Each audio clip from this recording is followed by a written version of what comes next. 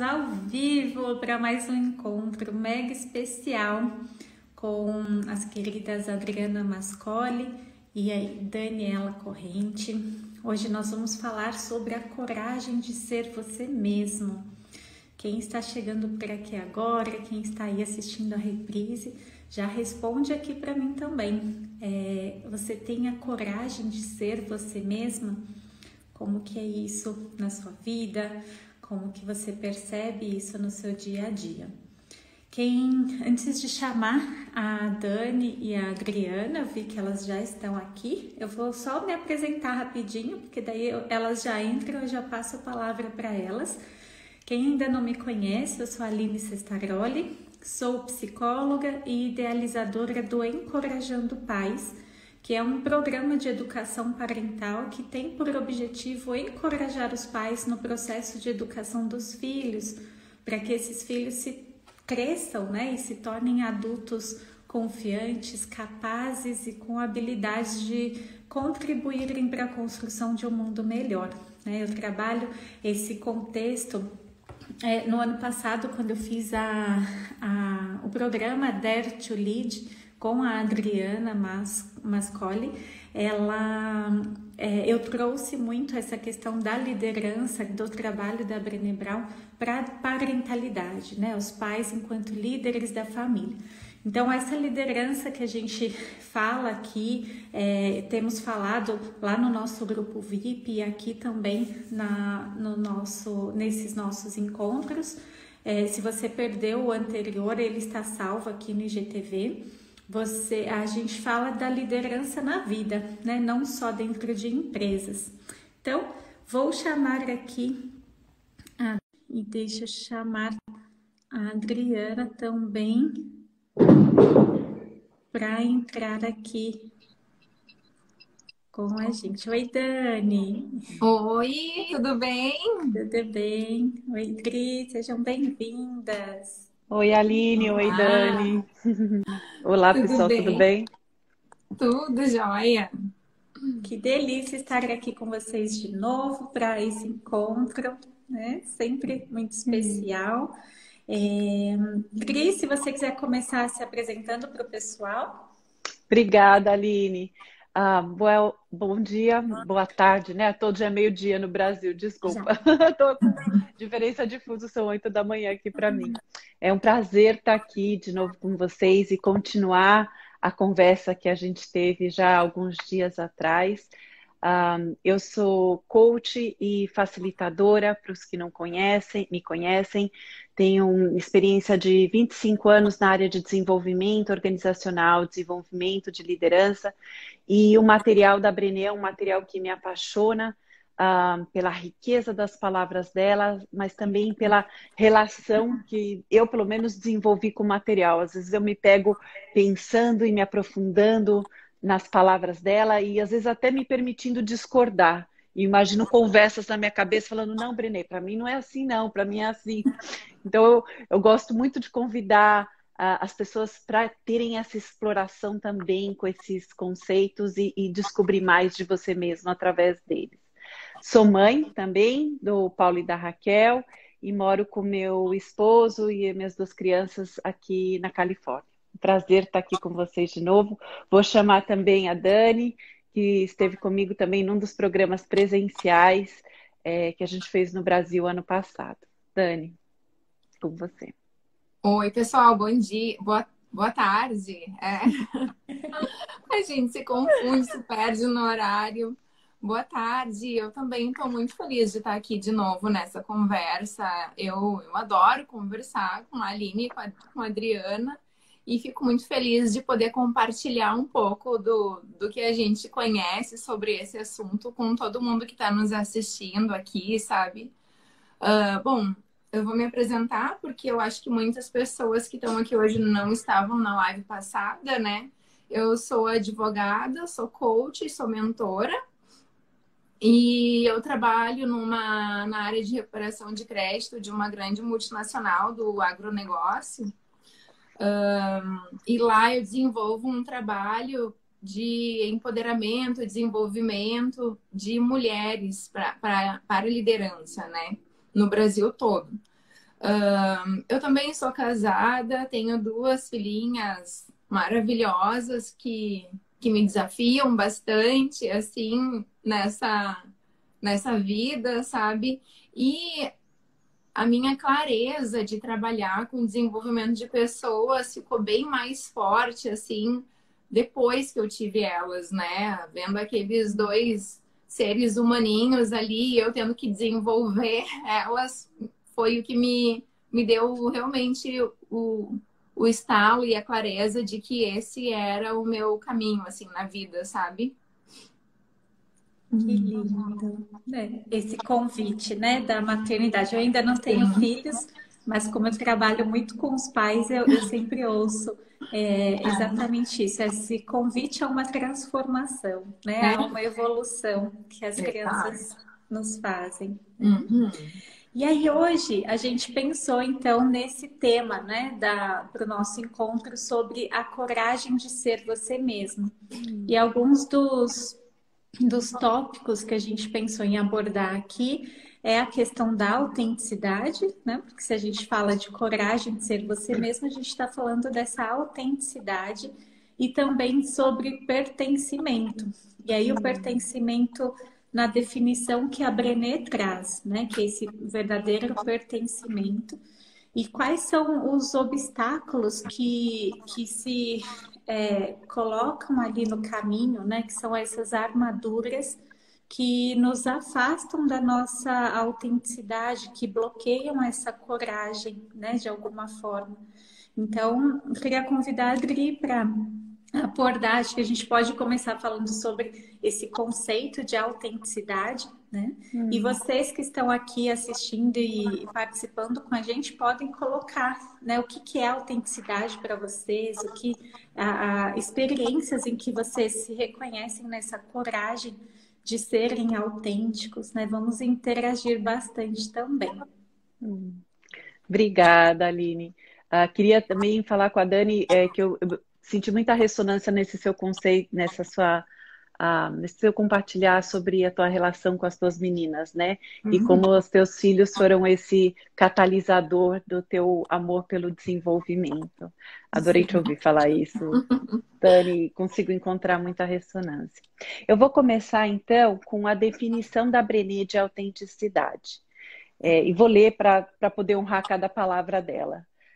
Autenticidade é a prática diária de deixar para trás quem nós acreditamos que devemos ser e abraçar quem nós realmente somos.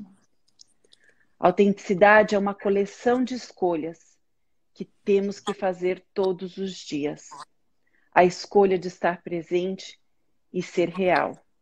A escolha de sermos honestos, de nos deixar ser vistos. Se eu puder falar um pouquinho, né, sobre a minha experiência com essas palavras da Brené, duas coisas me chamam a atenção. Uma, que a autenticidade é uma prática. Às vezes a gente costuma dizer, fulano de tal é super autêntico. Sim, tem pessoas que naturalmente são mais autênticas, mas para todos nós, a autenticidade é uma prática. E é uma escolha que, momento em momento, eu vou fazer sobre quanto eu vou deixar me permitir ser eu mesma, né? E não colocar minhas armaduras, as minhas defesas, e me permitir ser vista pelos outros, inclusive muitas vezes até na minha própria vulnerabilidade. Então eu gosto muito dessas palavras. Prática quer dizer que é uma coisa que a gente pratica e a gente cresce essa capacidade. E a outra é a escolha. Eu posso não decidir, eu posso não ser a minha mais autêntica a todo momento. Lógico que o contexto importa, né? Às vezes tem situações que eu não vou, eu vou ficar e vou agir sobre mais constrita dentro daquilo que é esperado de mim dentro daquela circunstância. Então, escolha e prática para mim são duas palavras fundamentais. E hoje de manhã eu estava pensando, que exemplos que eu posso dar de autenticidade, né? E para mim eu vejo quando eu estou facilitando grupos, quando eu estou conhecendo um cliente novo, sempre vem vem o medo, vem a ansiedade, e aí vem a escolha, nesse momento, quanto que eu consigo me abrir. E até observar olha, não estou me sentindo a minha mais autêntica pessoa nesse momento, e tudo bem, né? O importante é a gente poder ir observando e ter essa compaixão, pelo inclusive enquanto eu tenho de capacidade em cada momento de me sentir relaxada e me mostrar com o meu mais autêntico ser. E me veio também um outro exemplo que eu gostaria de compartilhar, e aí já vou passar para a Aline e para a Dani para ouvir delas também. Me veio o exemplo de 7 anos atrás, quando eu fui morar num veleiro com meu esposo e com as minhas crianças. A gente fez uma transição de vida super intensa, profunda, radical e maravilhosa também.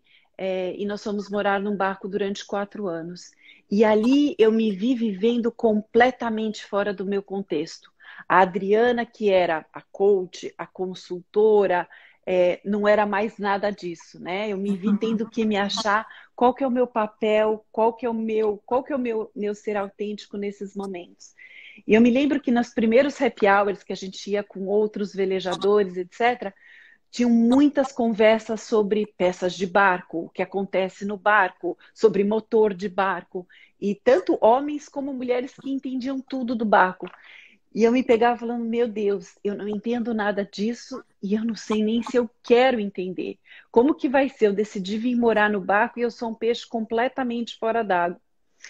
E eu lembro que foi numa conversa com uma outra velejadora que ela me falou, Adriana, também não gosto de pés de barco, também não gosto de falar disso.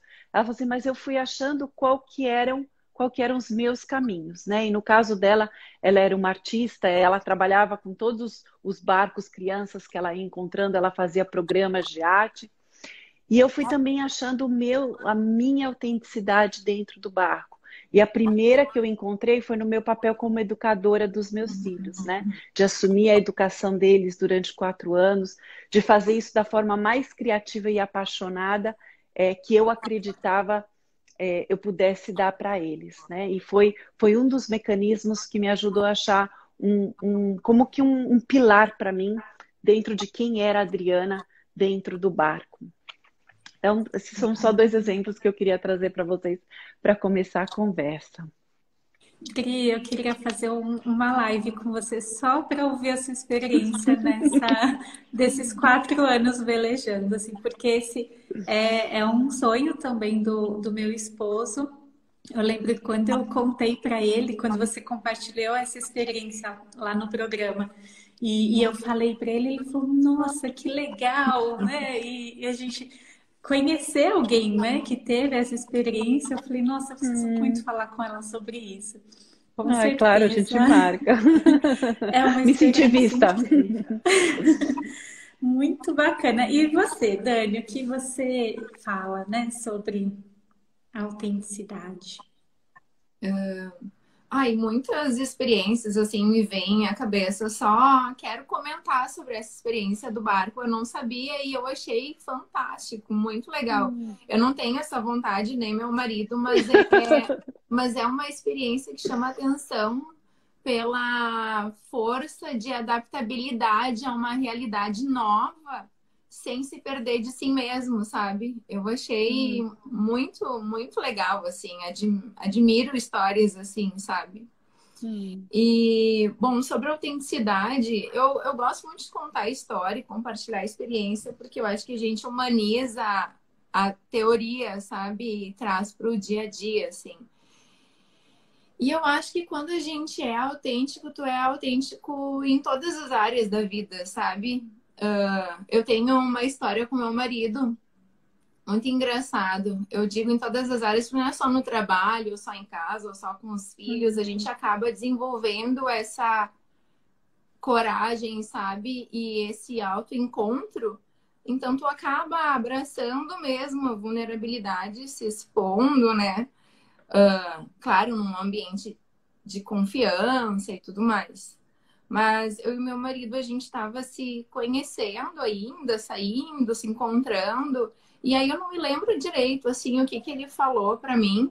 Que eu parecia a Felícia do Tiny Toon, sabe? Aquela guriazinha que abraça, esmaga os bichos, assim. E eu disse, então eu vou te abraçar e nunca mais vou te soltar. E eu pensei depois, pronto, ele vai sair correndo. Que essa louca se grudou em mim, sabe?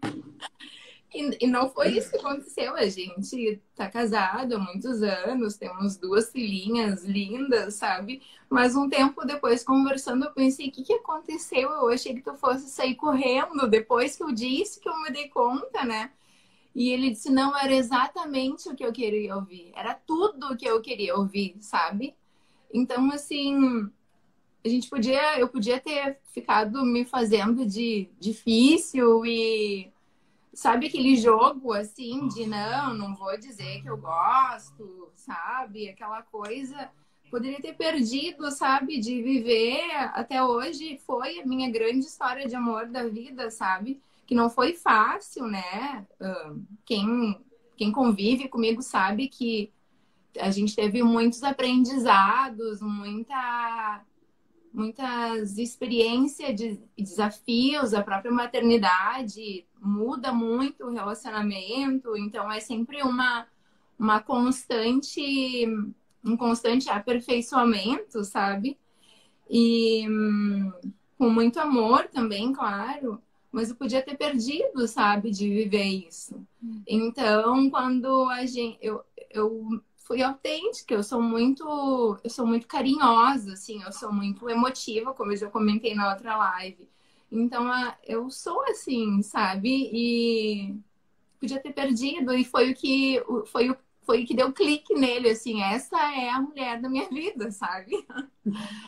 E num outro espectro da vida, assim, recentemente eu estava trabalhando com no campo profissional, né? Eu estava trabalhando com uma mulher, ela é coach, mentora, palestrante em liderança feminina, né? Muito generosa, muito talentosa também.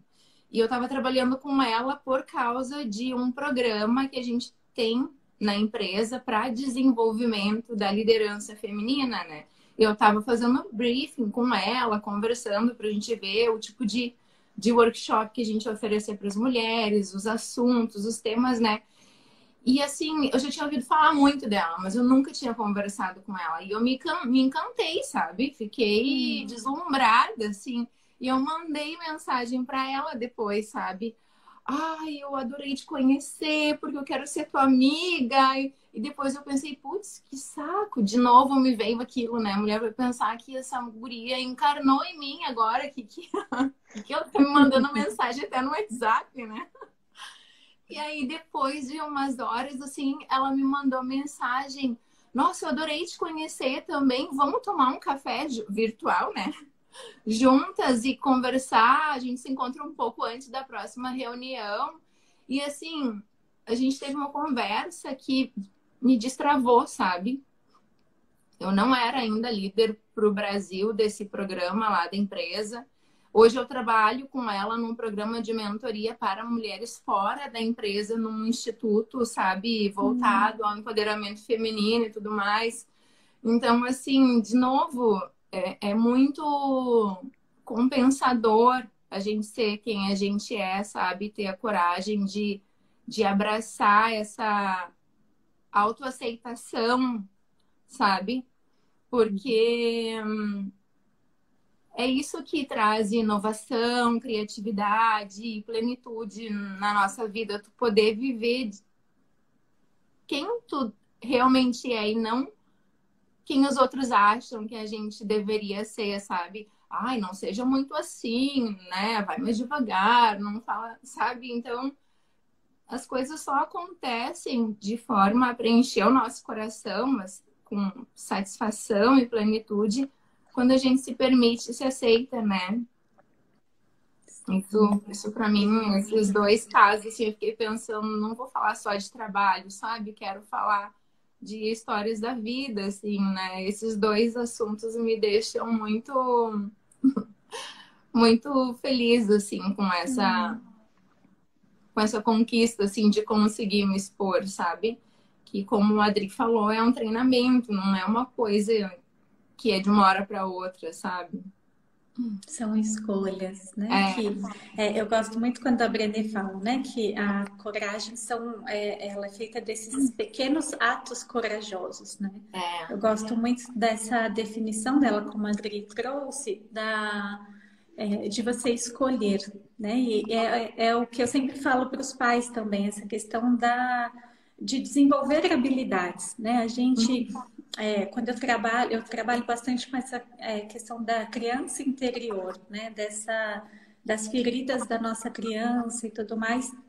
E uma das coisas que eu vejo, mais reconheço em nós enquanto adultos, é a questão do quanto a gente precisou se adaptar, né, para sobreviver. Então, é, e nessa adaptação a gente foi se desconectando da nossa verdadeira essência, né? A gente foi é, precisando abrir mão desse verdadeiro pertencimento, dessa autenticidade, para ser aceito e amado pelas pessoas ao nosso redor. E quando eu aprendi isso, né? Quando eu entendi isso, e no programa Dare to Lead, que a Adriana traz esse tema também, foi fundamental, assim, para mim, para eu me conectar ainda mais com o meu propósito, renovar, sabe, essa força para realmente bancar ali as minhas decisões, aquilo que estava no meu coração. Então, eu vejo trazendo uma experiência minha que é tanto profissional quanto pessoal, né? Porque elas se entrelaçam. Quando, desde quando eu me formei enquanto psicóloga, eu sempre gostei de atuar com o atendimento de crianças e adolescentes, né? E aí, ao longo do tempo, eu fui percebendo a necessidade de trabalhar com os pais. E eu fui mudando ali em 2017, mais ou menos, eu fui mudando o meu posicionamento para atender aos pais, né? Porque eu entendi que o trabalho com os pais muitas vezes seria muito mais efetivo ali.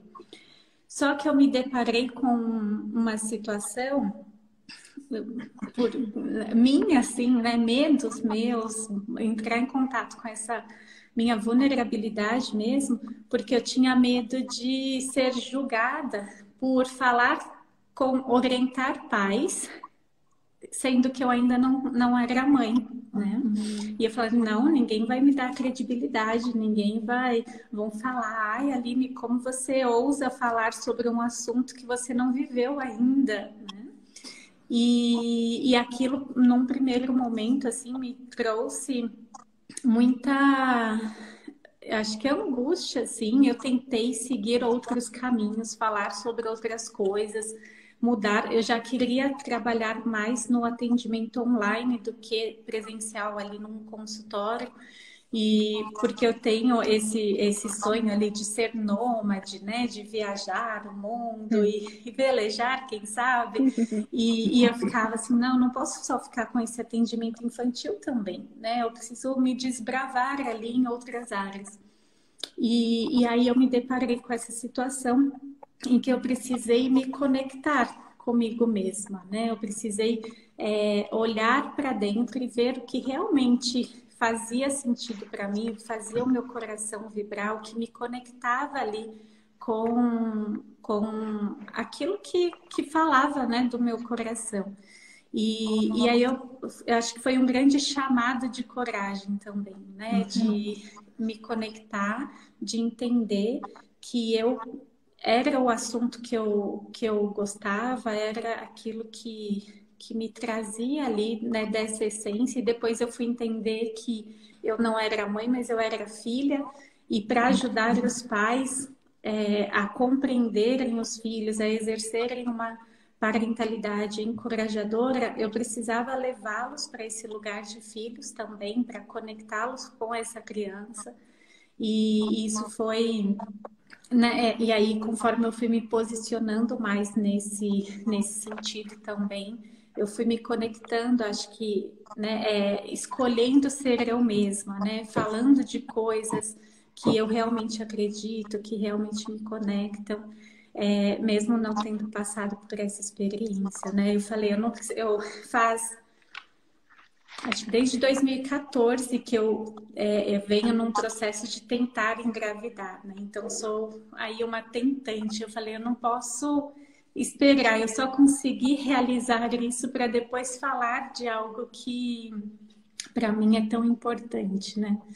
E eu vejo que quando eu me coloco assim também, com essa autenticidade, falando de um tema que para mim é importante, que também vem do meu processo, eu vejo que isso me traz essa energia também, né? De me colocar.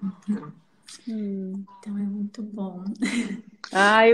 Que delícia ouvir vocês duas e aprendendo mais de vocês. Eu queria comentar um pouquinho sobre a Dani e também sobre o que você falou, Aline. A Dani, Dani, uma coisa que eu estou aprendendo cada vez mais de você é essa sua capacidade de estar em contato com as tuas emoções e essa capacidade de amar e dar amor que você tem, né? E para mim você é uma pessoa que se conecta muito com as tuas emoções. Então, cada vez que você tem a capacidade, a oportunidade, a escolha de expressar a tua emoção, né? E no caso o teu amor, como nesses exemplos que você estava falando, isso gera conexão com o outro lado, né? E tantas vezes a gente tenta justamente abafar, né? E não né? Acha que é inadequado. Então você deu dois exemplos lindos para a gente se relacionar com isso. E uma coisa que você também falou, né, sobre essa questão da autenticidade, né, da gente não tentar ser o que os outros querem que a gente seja. E muitas vezes é o que a gente acha que os outros querem que a gente seja. Os outros nem querem, é a gente mesmo que faz essa série de mapeamentos do que é o adequado para determinadas circunstâncias, né? E Aline, você estava falando tão bonita dessa sua relação com a parentalidade, com a maternidade, né? E da própria cobrança e o questionamento do quanto você deveria ser para poder orientar, né? Então, isso me tocou muito, essa sua busca, e o que eu sinto de você falar é você encontrar em você, sim, essa é a sua paixão, né?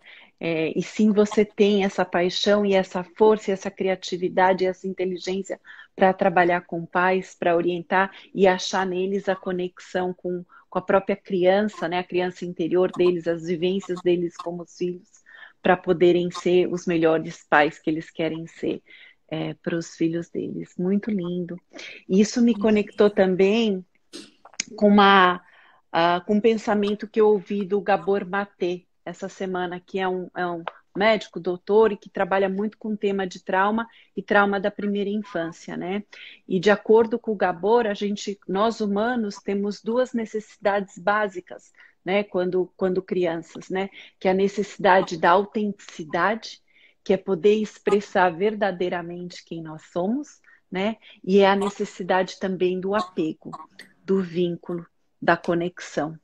E o Gabor fala que quando a autenticidade é ameaçada pelo vínculo, né, o vínculo vai triunfar sempre sobre a autenticidade. Então eu vou deixar de expressar quem eu sou, ou o que eu acredito, ou o que eu sinto, se eu sinto ou acredito que em algum momento isso me faz perder o vínculo ou a conexão com aqueles que estão ao meu redor, né? E basta eu ter essa crença, né? Então, eu sinto que a gente depois, como adulto, passa tentando desaprender isso, né?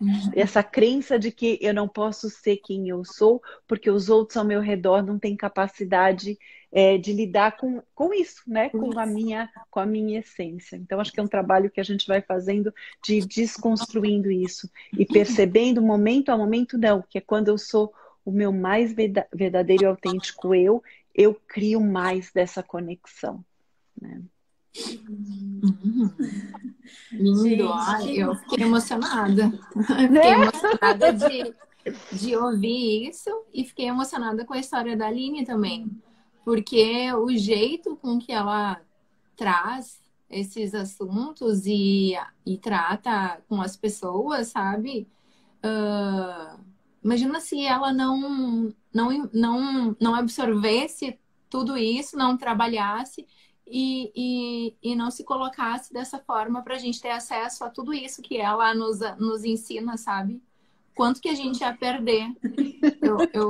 Eu falei para ela, a gente se conhece há tão pouco tempo, mas eu quero fazer o curso do Encorajando Pais, porque as pessoas pensam que a gente cria filho no instinto e a gente tem que se preparar para isso, senão a gente repete, né, as coisas que não funcionaram muito bem com a gente, com os filhos, sabe?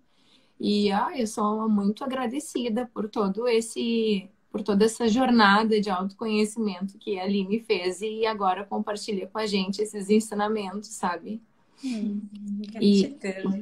e falando em pertencimento, assim, eu tive uma história bem complicada, assim, no meu início na empresa onde eu trabalho, sabe?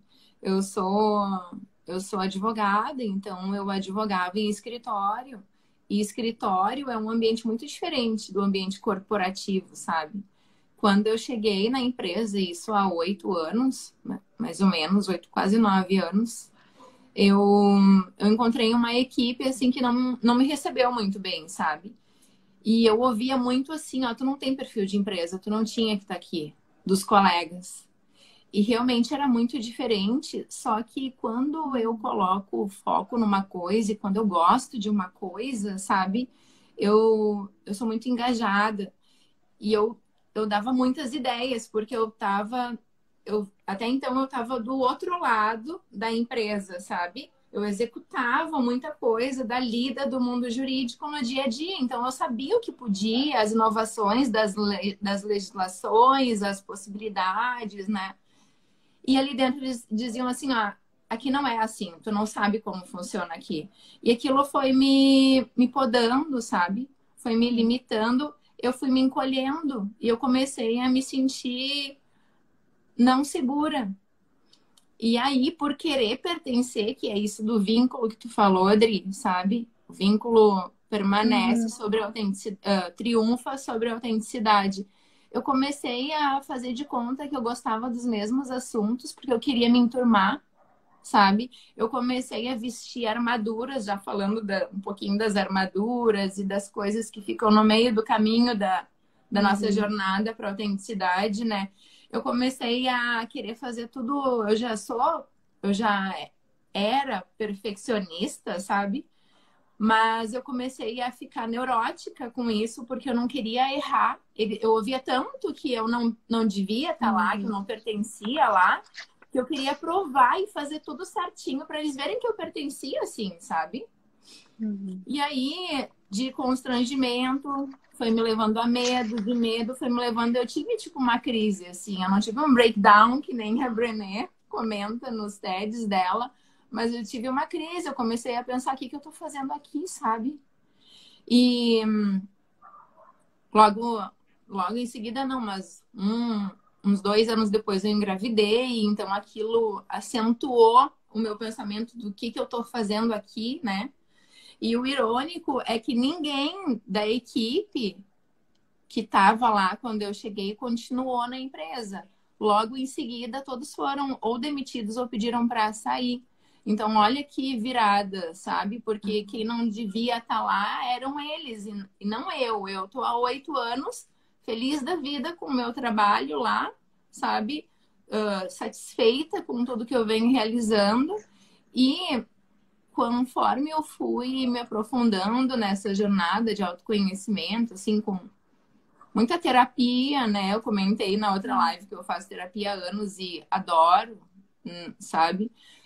Muito livro, muito curso, muita conversa com amigos, meu marido, meus colegas, porque claro que o ambiente mudou também, novas pessoas entraram, então a gente foi construindo uma coisa diferente do que o que existia lá. E eu consegui voltar a colaborar e ser quem eu sou, sabe? E colaborar com as ideias que só eu tenho, porque cada um é uma pessoa, é único. Então, talvez eu pudesse trazer coisas que ninguém mais tinha pensado, porque o meu background era diferente dos outros, sabe? Cada um tinha vindo de uma experiência prévia, né? Então, assim, é bem difícil quando tu tenta se colocar num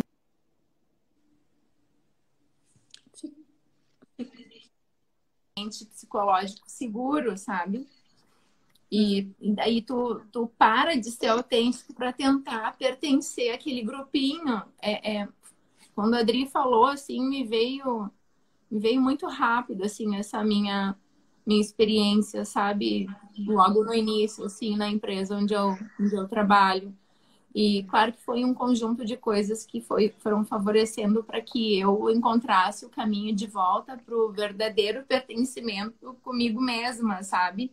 De bancar ser eu mesma, de bancar minhas ideias e ter os meus valores bem claros, assim, o meu propósito também bem definido, né? E eu ouvi esses dias uma frase, esses dias, assim, mês passado, num curso que eu estava fazendo, agora eu não me lembro do nome do instrutor, mas eu gostei muito, porque faz pouco tempo, assim, que a minha vida deu uma virada, faz 1 ano e meio, 2, mais ou menos. E ele disse, assim, que quando a gente tem claro o nosso propósito e prende ele num gancho, tu nem precisa fazer muita coisa, porque o gancho te puxa, sabe? E depois que eu tive uma clareza, assim, de onde eu queria estar, onde eu queria, com o que eu queria trabalhar, as coisas vão acontecendo e pessoas que têm a ver comigo e com o meu propósito vão aparecendo na minha vida, sabe? É claro que eu tenho a coragem de não deixar as oportunidades escaparem também, sabe? Mas muito é muito gratificante, assim, essa jornada de autoconhecimento e verdadeiro pertencimento, né? Eu acho que é bacana a gente conceitualizar essa questão do pertencimento de acordo com o que a Brené traz, né, Dri? Não sei se você quer falar um pouquinho. Eu quero chegar lá, eu vou só dar uma voltinha antes de chegar lá, Aline. Que eu queria trazer um tema que eu acho que tem muito a ver com o fato da gente colocar as nossas armaduras, né?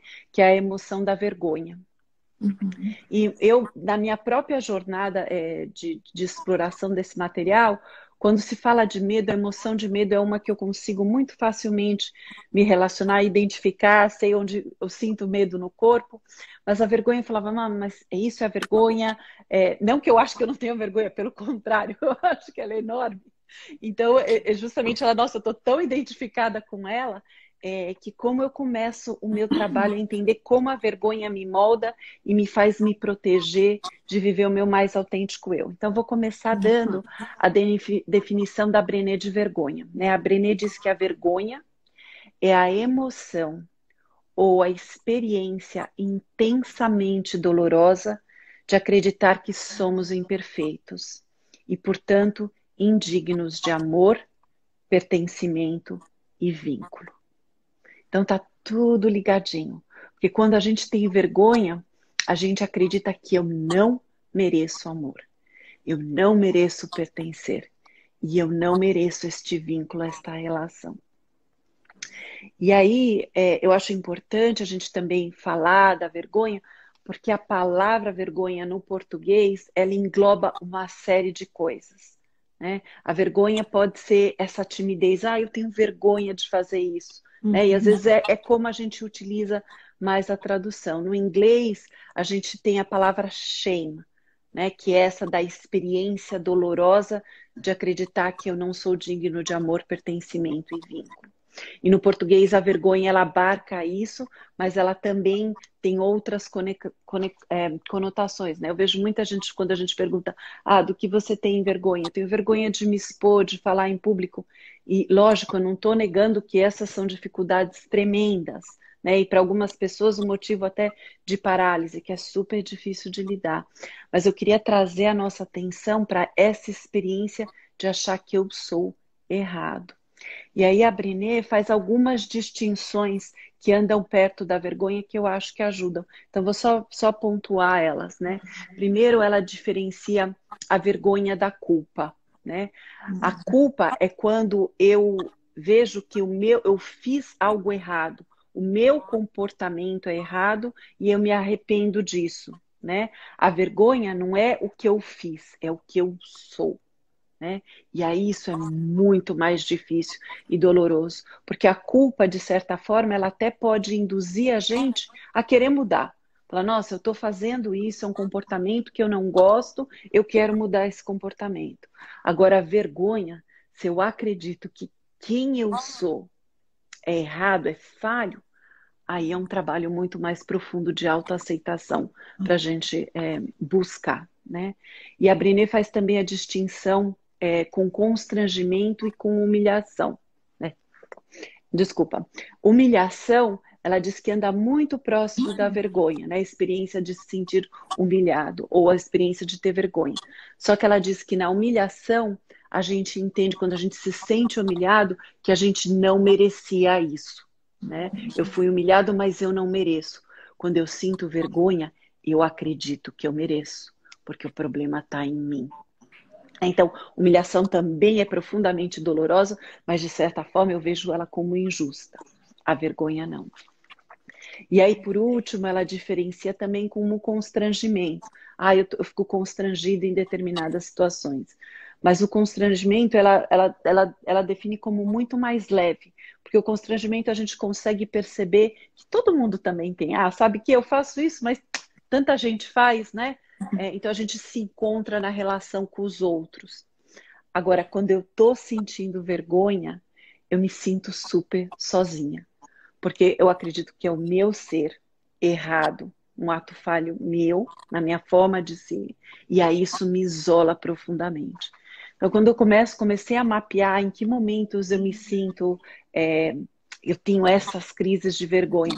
E para mim, às vezes, muitas vezes vem quando eu estou em ambientes públicos ou falo alguma coisa e aquilo não tem ressonância ou acontece algo e depois eu entro nessas crises de vergonha que eu me isolo e eu sinto até no corpo e vem exclamações e eu fico remoendo, repensando aquela situação na minha cabeça.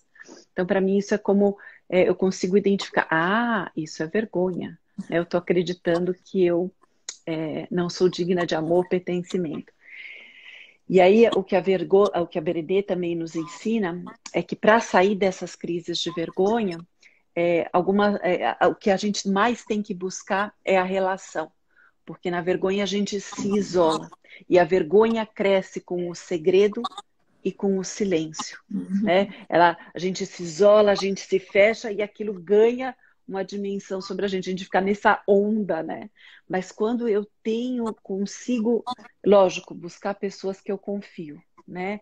Para ser recebida, para poder compartilhar a minha vivência, isso é um mecanismo. Tem outros passos, mas esse é um mecanismo da gente sair dessas crises de vergonha.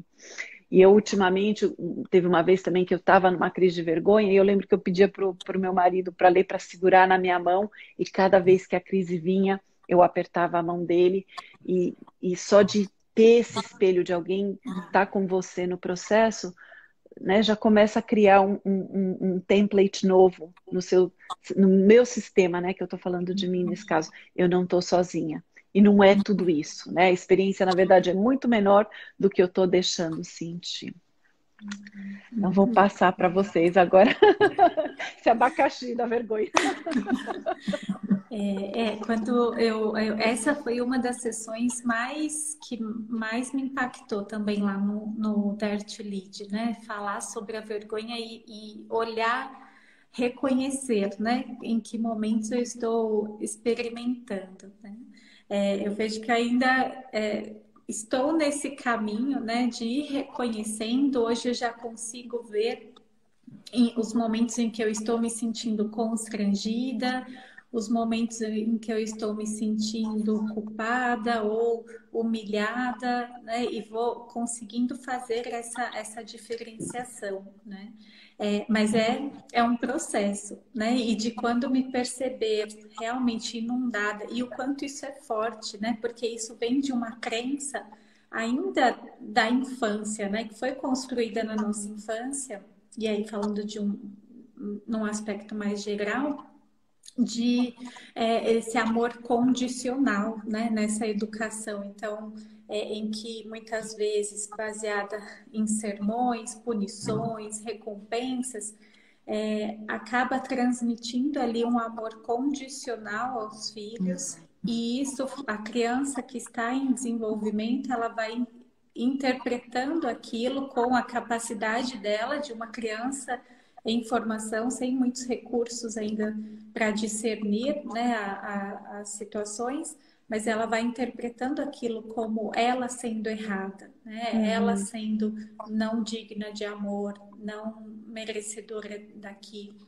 E eu acho que essa questão da vergonha, ela começa muito cedo, né, a se enraizar assim na nossa experiência humana, né? Então, por isso que eu defendo tanto repensar sobre essa forma de educar, né? Que baseado em punições, recompensas, sermão, né? E o quanto muitas vezes nos discursos ali a gente reforça isso. Você devia se envergonhar, você é um menino mau, você é isso, você, né, traz essa não distingue esse comportamento da pessoa, né? A gente atribui aquilo ali, e para uma criança ela vai se tomando aquilo como verdade. Então, eu acho que é um longo processo da gente ressignificar tudo isso e poder olhar. E uma das coisas que mais me encanta no trabalho da Brené é o quanto hoje ela consegue trazer tudo isso com uma base científica, porque hoje a gente consegue, então, olhar para essa vergonha, para todas essas questões que a Brené aborda e entender que isso é um reflexo de lá, da nossa infância também, disso que foi construído ali ao longo da vida, né? Eu sempre falo que o que acontece na infância não fica na infância. Então, quando a gente olha para esses estudos da Brené, todas essas pesquisas dela, a gente vê que é algo que vem de lá de trás, né? E que por isso que a gente precisa. Que bom que hoje a gente tem esse espaço, essa oportunidade de falar mais, né? E compartilhar esses sentimentos, essa vergonha também. E todo esse estudo também em torno da infância que não existia antes, né? Também teve a descoberta da infância como a criança sendo um ser diferente. Antes eles eram tratados como mini adultos, né? E hoje a gente tem noção de tudo isso. É até difícil pensar em outras coisas depois de ouvir isso, porque eu, como mãe, eu procuro desvincular da pessoa. Eu não falo que como tu é feia, eu falo isso que tu fez foi muito feio, para tentar desvincular. Mas é muito difícil tu o tempo inteiro conseguir não fazer compensações ou punições, sabe? Eu ainda tô patinando nisso. Isso me deixa bem agoniada, porque conforme a gente vai se aprofundando nesses assuntos, a gente vê todo esse reflexo em uma vida inteira, né? Para mim, a vergonha, isso me levou para minha infância, no caso, né? A vergonha apareceu muito, muito cedo na minha vida, porque eu fui uma criança e até adolescente com obesidade, com muito sobrepeso. Então, assim, o bullying que falam hoje não era nem perto do bullying que eu sofria quando eu era criança, sabe? Era aquela coisa, assim, de tu ser ponto de referência, sabe? Ah, aquela gorda, baleia, sabe? Então, assim, eu sempre não, mas durante muito tempo eu tive uma vergonha tremenda da minha aparência. Eu nunca tive vergonha da minha capacidade mental e intelectual, sabe? Eu sempre estudei muito, eu gosto, meu pai é militar, então era sempre muito assim, tem que fazer certinho, tem que estudar, tu quer ter merecimento, então tem que fazer, sabe? Então, eu nunca tive essa insegurança, mas com a minha imagem, com o meu corpo, com a minha autoimagem, eu sempre tive muita insegurança. Porque mesmo quando eu não era mais gorda, eu me enxergava como gorda, sabe? Então, eu fiz um trabalho muito longo com psicóloga e terapia e tudo mais, para me enxergar como eu realmente sou. E não só esteticamente, mas psicologicamente e meus valores e tudo mais que a gente conversou, sabe? Então, assim, hoje eu não tenho mais essa insegurança, mas me acompanhou durante muito tempo. E às vezes, conforme eu habito ambientes que me levam para minha infância, me dá uma coisinha assim de, opa, eu não preciso mais ser como eu era, eu não preciso mais disso. Conforme eu transito em algumas memórias, lembranças ou ambientes, tipo, agora eu tô de férias aqui no Rio Grande do Sul, né? Casa dos meus pais, dos meus sogros, Porto Alegre, tudo. Então eu revisito muitos lugares e me vem assim algumas coisas. Eu não preciso mais disso, porque foi uma jornada construída, sabe? Mas é muito, muito difícil, assim, trabalhar com a vergonha, né? Porque realmente é doloroso. Muita coragem para olhar para a causa dessas coisas, né? É. Dani, e a Brené, não só a Brené, né? Vários estudiosos exploram muito também o tema da empatia e autocompaixão. Né? Porque para a gente poder fazer esse trabalho, para a gente visitar esses lugares, a gente precisa de autocompaixão. Né? Então, não tem como ir lá se a gente também não desenvolve essa capacidade em paralelo.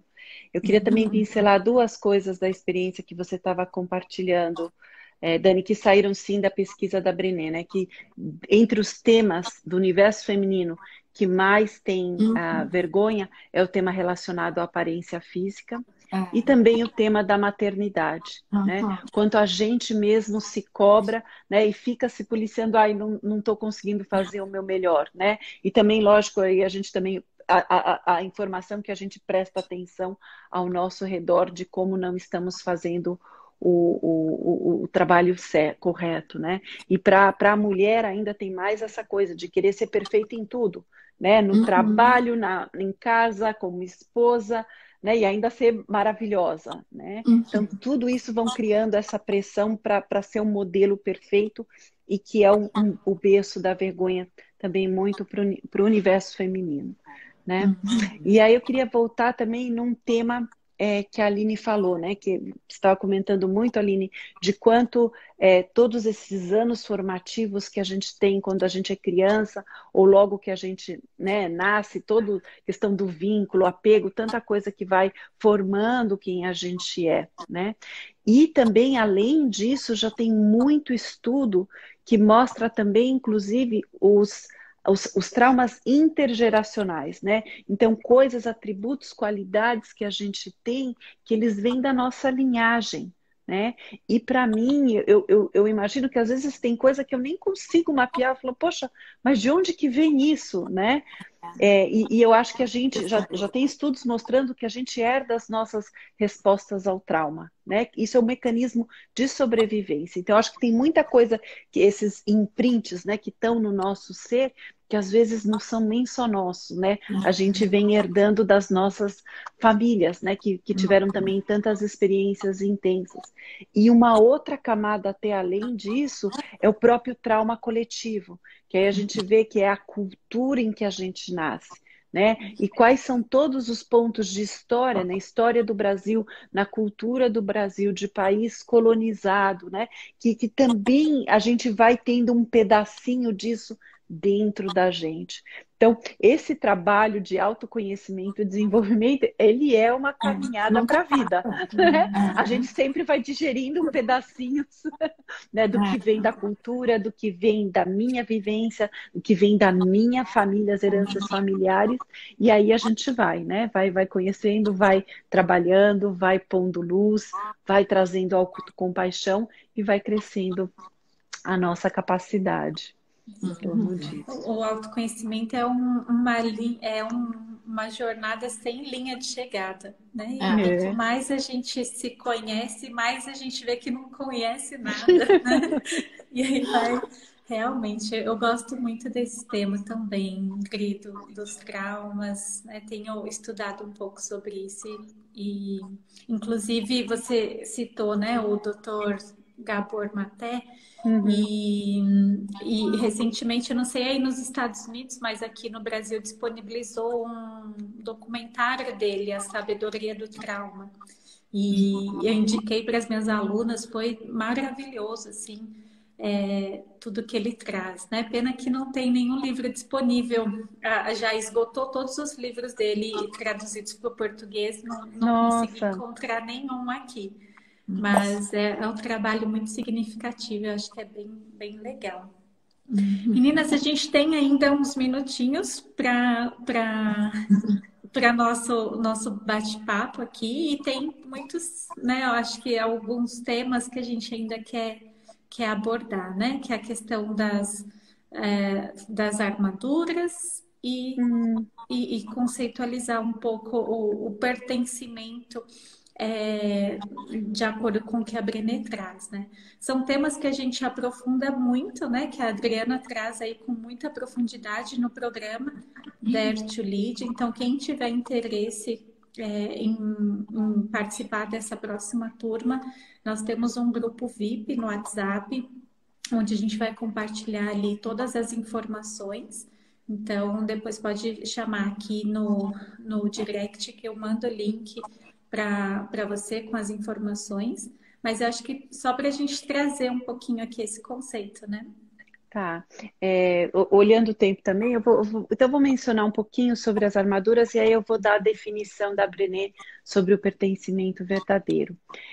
As armaduras, um pouco como a gente traz isso para contexto, é dizer, muitas vezes eu vejo quando eu trabalho com grupos de liderança, as pessoas têm essa mentalidade, coragem é não ter medo, né? E a coragem não, a coragem ela é poder atuar com a autenticidade, né? Apesar do medo. A emoção do medo sempre vai estar presente, mas o medo muitas vezes faz com que a gente ponha uma armadura, que a gente se proteja, né? Então, invariavelmente, quando as situações quando surge conflito, quando a pressão aumenta, né, a gente tende a se armar.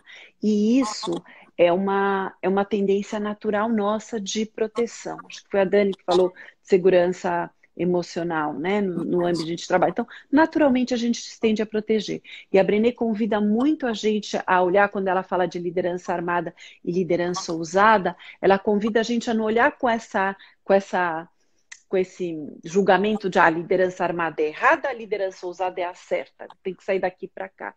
Fala, não, cada um de nós, eu tenho vários momentos em que eu vou estar armado e tenho vários momentos em que eu modelo todos esses quesitos de liderança ousada. Então é a gente olhar e falar, conhecer e falar, não, eu tenho os dois e ter essa autoconsciência do que está me levando em muitos momentos a vestir a armadura. Quando ela fala de armadura, existem vários comportamentos que caracterizam a armadura.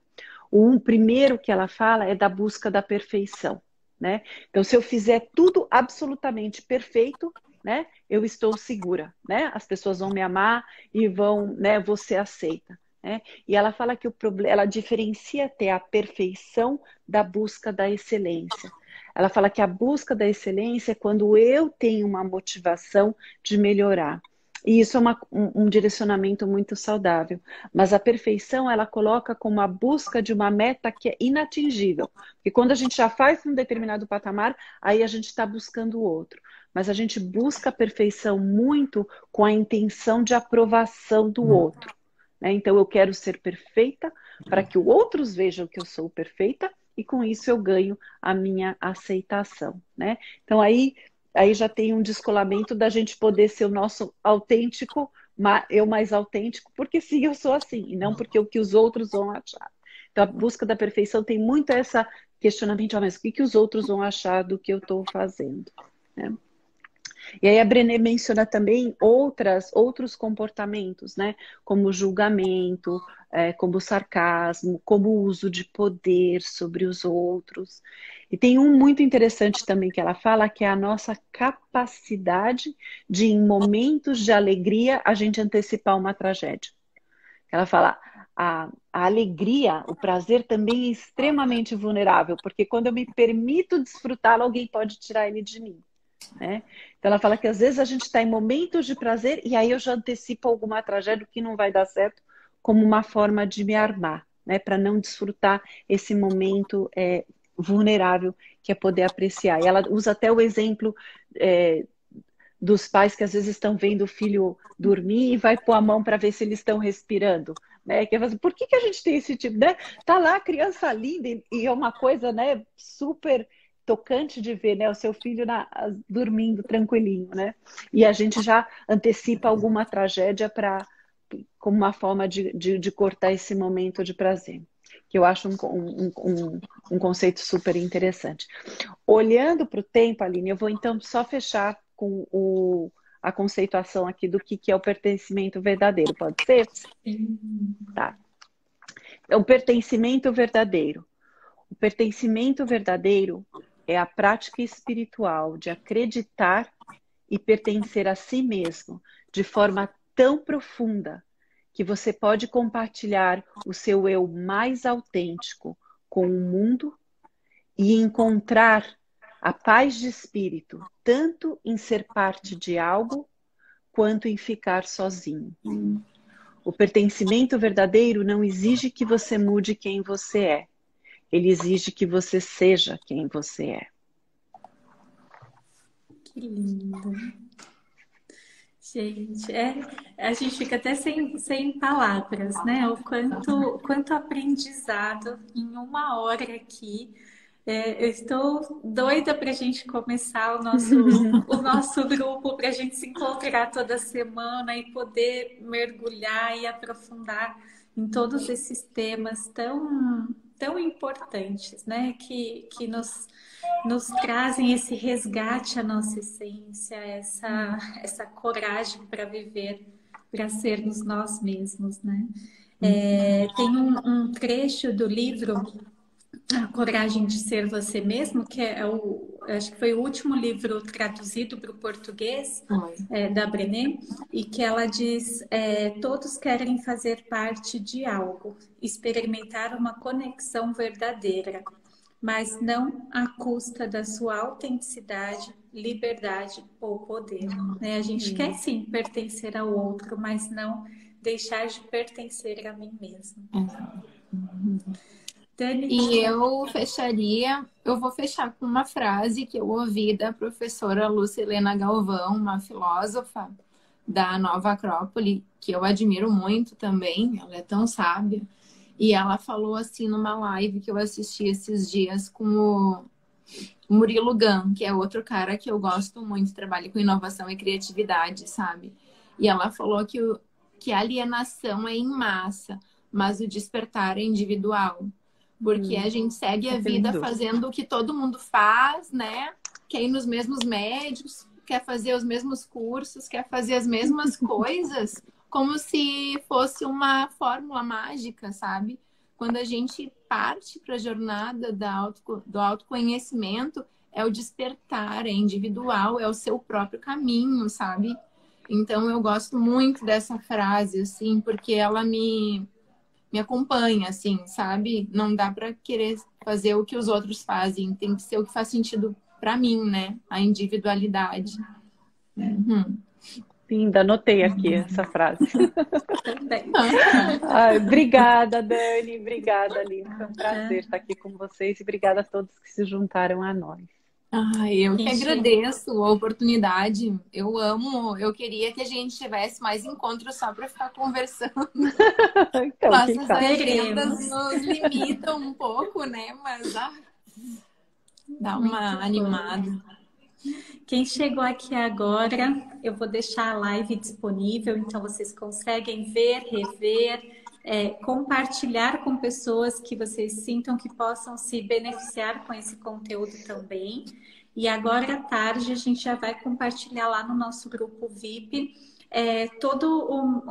as informações sobre esse próximo grupo do programa Dare to Lead. Então, quem quiser saber informações, garantir a vaga, é um grupo bem pequeno. Então, fiquem de olho lá no grupo que a gente vai compartilhar todas as informações e abriremos as inscrições hoje mesmo. Gratidão. Gratidão, obrigada. Obrigada. Um beijo. Tchau, tchau. Um beijo. Até a próxima. Até a próxima.